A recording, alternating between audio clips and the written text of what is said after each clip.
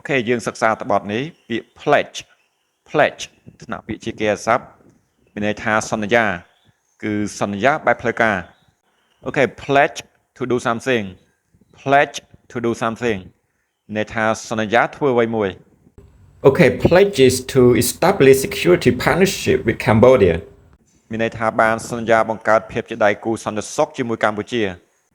អូខេលោក Z មានដឹកនាំប្រទេសចិនបានសន្យាបង្កើតភាពជាដៃគូសន្តិសុខជាមួយកម្ពុជា China's Xi pledges to establish security partnership with Cambodia. អូខេលោក Z មានដឹកនាំប្រទេសចិនបានសន្យាបង្កើតភាពជាដៃគូសន្តិសុខជាមួយកម្ពុជាអូខេពាក្យ establish ថ្នាក់ពាក្យជាគេស័ព្ទមានន័យថាបង្កើតអូខេ establish a security partnership with Cambodia មានន័យថាបង្កើតភាពជាដៃគូសន្តិសុខជាមួយកម្ពុជាអូខេពាក្យ president ថ្នាក់ពាក្យជានាមទីនេះមានន័យថាប្រធានអូខេ President of Cambodia's Senate មានន័យថាប្រធាននៃព្រឹទ្ធសភារបស់កម្ពុជា Beijing, June 26th, Reuters.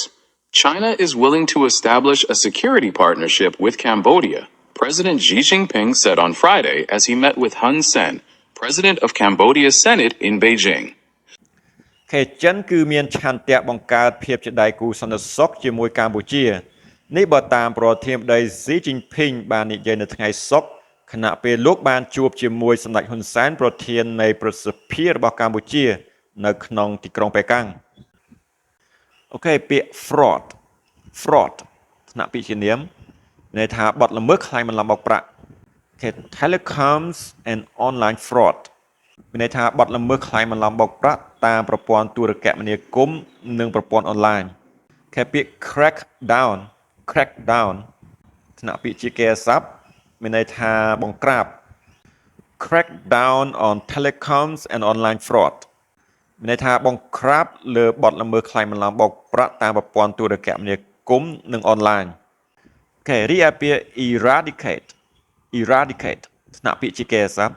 មានន័យថាលុបបំបាត់ឬក៏កម្ចាត់អូខេ eradicate what he called the tumor of such fraud មានន័យថាកម្ចាត់ចោលអ្វីដែលលោកបានហៅថាជាដុំសាច់នៃបទល្មើសក្លែងបន្លំបោកប្រាក់បែបនេះ Xi also praised Cambodia's efforts in cracking down on telecoms and online fraud and pledged to work with Cambodia to eradicate what he called the tumor of such fraud. អូខេលោក ស៊ី ក៏បានសរសើរកិច្ចខិតខំប្រឹងប្រែងរបស់កម្ពុជាក្នុងការបង្ក្រាបលើបទល្មើសក្លែងបន្លំបោកប្រាក់